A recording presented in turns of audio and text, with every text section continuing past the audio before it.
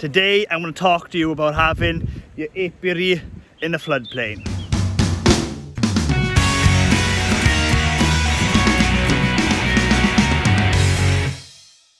Hello, I'm Griff Rees. Welcome to Winning Griffith. Here we talk everything beekeeping, farming, countryside living, and we do reviews as well.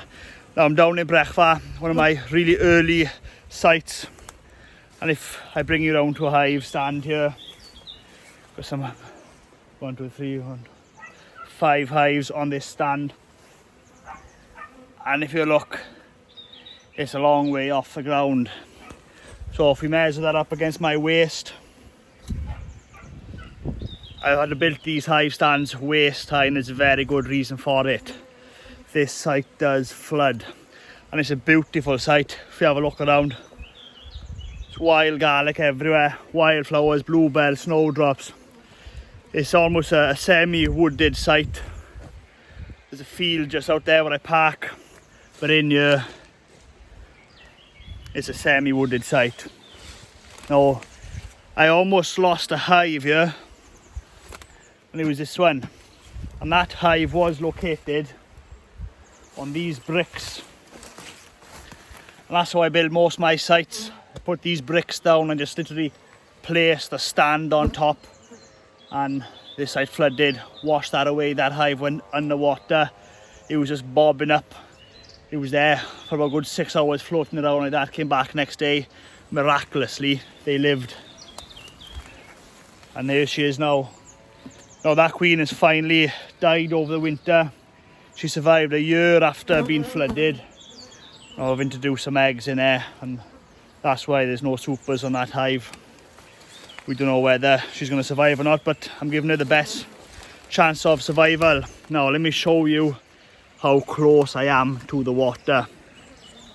Now, I built a little stile there so I can get access into the water, wash my hands, cool down when I'm working the bees. And look at this, I got my own private beach down here in Brechfa, right next to the stream. What a beautiful sight this is. Just Brechfa in general. I mean, Brechfa is beautiful. People come here all the time, and unfortunately this time filming this video, Chrono-19, the coronavirus is kicking off, and we've got no tourists coming to Brechfa and they can't enjoy the forestry. But hopefully all this will be over soon. But yeah, here I am. If I actually go in the water, make sure I hold my phone. My bees are just up there. Now you might think up there, which is what, probably 3 to 4 meters off where the riverbed is now. But in the winter, when we get some rain here, if you have a look at the field, that field there, the water goes into the field there, comes right up over the fence,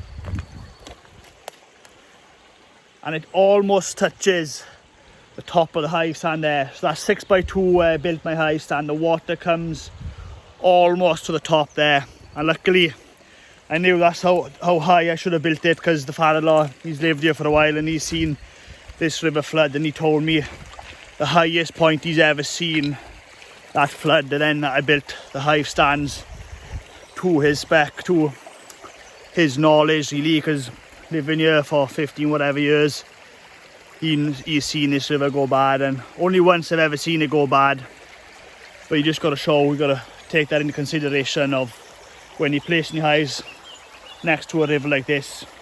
Just tell you what, it's lovely having an apiary down by the river, so peaceful. The wildlife, just everything about having bees by the river seems like a brilliant idea at the time.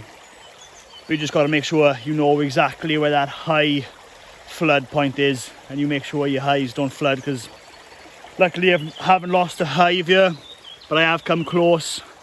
And I'll just take you up there now, show you exactly the spec of my hive stands and the kind of things you need to take into consideration if you're building an apiary or having an apiary by watercourse. The kind of things that you need to take into consideration. Look at this, bluebells. Just shows the kind of wildlife and the diversity of plants you've got in a wooded area compared to out in the field. And this is why the honey tastes so good in Wales, really. We haven't got any arable crops. That's all we've got is wildflower, and there's wildflowers everywhere around here, especially in Brechfa. Brechfa, one of my favourite sites for that reason. And here you can see, so I built a fence down here because sometimes livestock escapes, they come down the river, don't want them hitting the bees over. This used to be a perfect fence. You can see the debris is permanently sat down there, and the fence was up there, and the weight of just the overflow stuff from the river, so you can see the trees come down. If I bring you right in there, all that river debris, the leaves, the branches, the soil, etc. It's pretty much collapsed the fence down there. That's the kind of force you've got there when you're dealing with it. But bring you up to the hives. So here we are down the main strip on this site. I always have a strip on the site, working down the line. Right. So we've got big fence posts, nailed and screwed onto 6x2s. Same kind of system that I build all my hive stands on now. Because I've got to knock the posts in here every metre, metre and a half. You knock in another post. Make sure you do this all the way along the hive stand. Take it to the last one. Posts, posts, and posts right down there. Extremely important you do that.